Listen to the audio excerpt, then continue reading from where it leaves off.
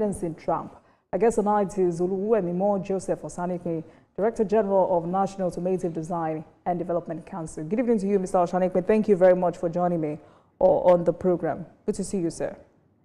Good evening. Thank you for having me on your show, Olajimaka. Thank you, sir. So we as Nigerians, we've been looking forward to a day where this country would eventually become a manufacturing production nation.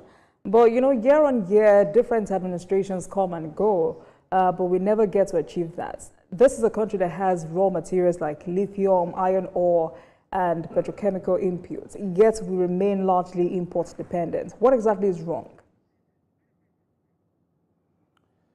Yes, what I think accounted for this, part of it has to do with the industrial policy, because you have to have, if you want to embark on a journey, you need to have a compass to direct you. And in that, you need something, especially in industrialization, you need the compass there, the industrial policy of the nation. And that's where this particular administration starts from.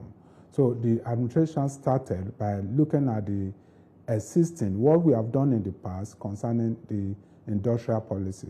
And next week, the administration put together the administration of our president, Asiwaju Bola Ahmed Tinubu, working with the Ministry of Industry, Trade and Investment.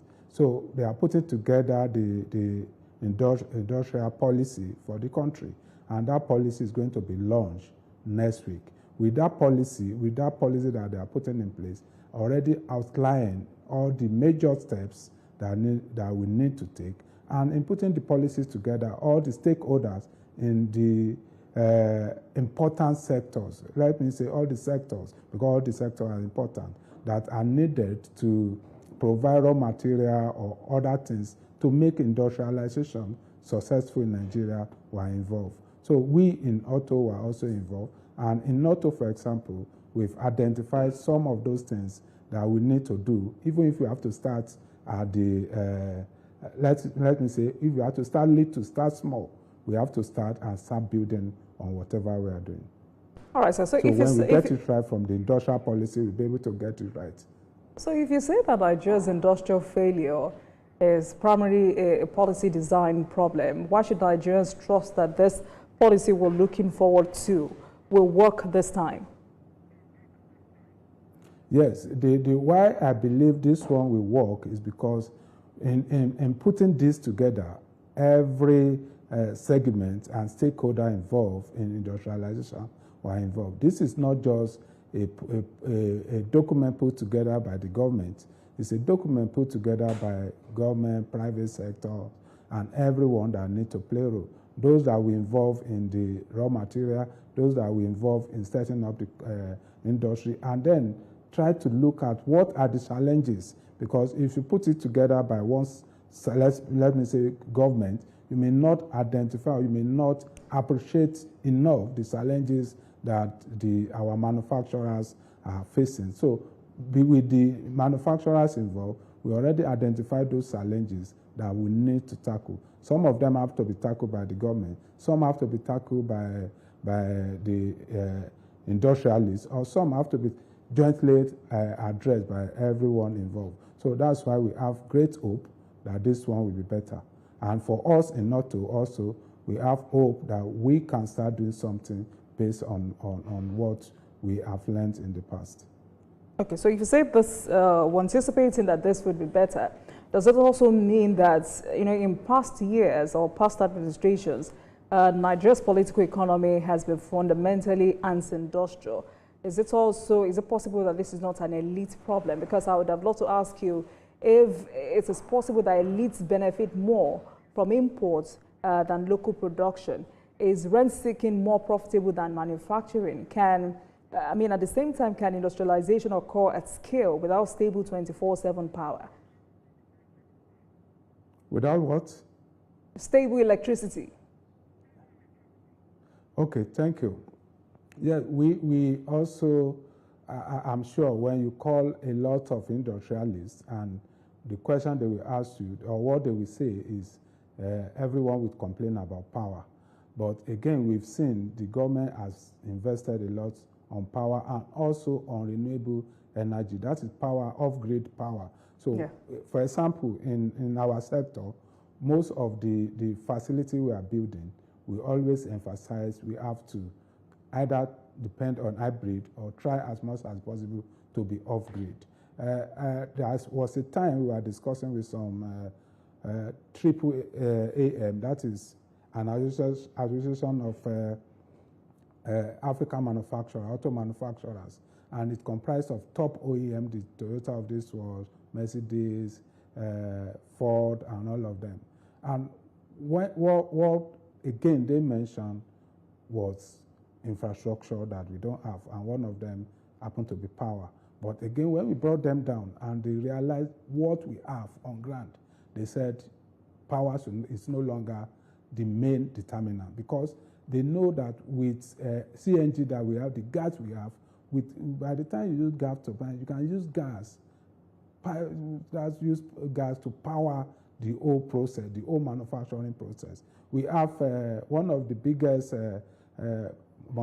tricycle and two-wheeler assembler in the whole West Africa, if not the whole Africa. They are 100% on solar energy, not on, they are off-grid, and they are working day and night. And we have an assembler, one of CKD assembler in Nigeria, they are 100% on gas. So it shows that we can run on gas off-grid. So it may be a little bit it may cost a bit in terms of acquisition to put it in place, but it's something that can be overcome.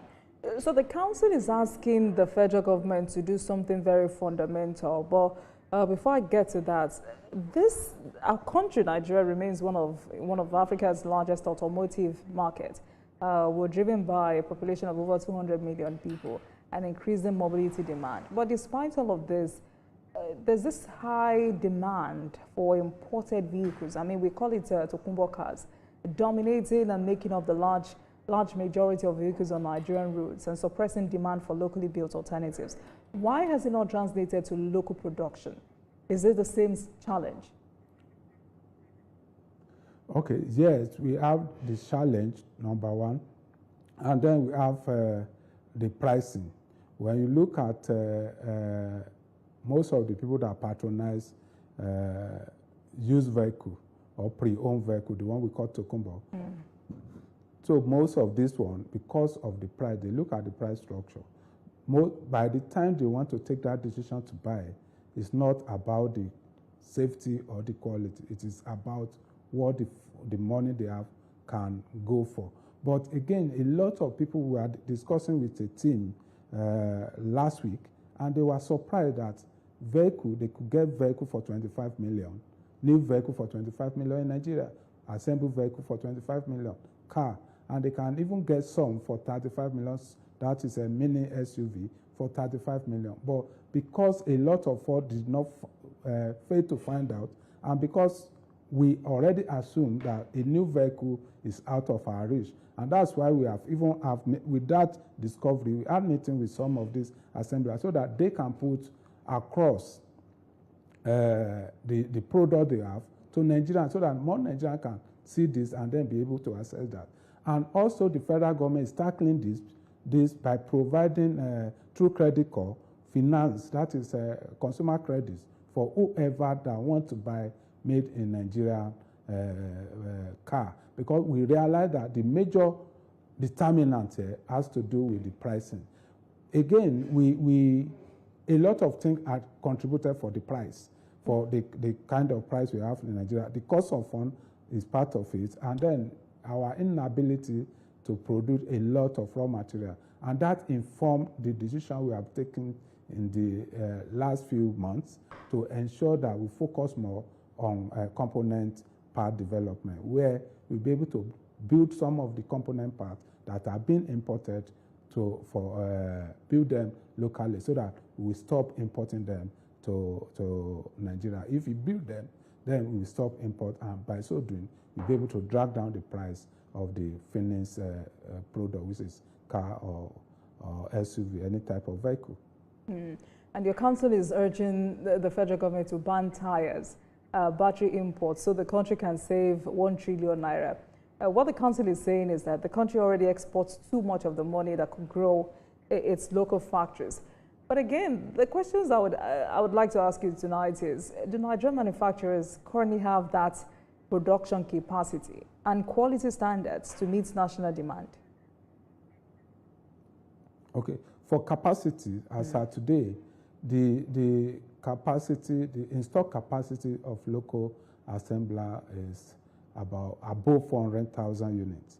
And this can go a long way in meeting our demand. And let me state also, no country produces 100% of their vehicle demand. You export part of it and you bring in part of it. You go to South Africa, they still bring in a lot of luxury vehicle because they produce low-end vehicle, economy vehicles, so to say. And then you go to other countries like that. So some still produce. So if we meet the demand, if we can produce to capacity, even 80% capacity, some that still want to buy top-end vehicle, we still import. So we don't have problem with that. But what we are saying is, to a certain extent, we need to produce and meet minimum about 80% of our market demand. No matter your installed capacity, you are not going to meet everything. Some will still prefer, they still have choice for, or they prefer some particular model and they will always go for that. That's the way it is worldwide. So in any country you get to, you still see some foreign vehicle in those companies. So we believe with what we have, with enough support, with enough patronage, Nigeria will gradually increase the production and we can get to that capacity. Again, let me add, by the time those that are still sitting on the fence, that have not made that investment decision, by the time they see the kind of market that we are building, we are expanding the market locally, they will be willing to come. Even if the installed capacity today cannot meet that demand, by the time we start production, other will join the come and invest in auto industry in Nigeria, and gradually we will meet the demand. So while you were speaking, Mr. Osanipin, I was bothered about whether local producers can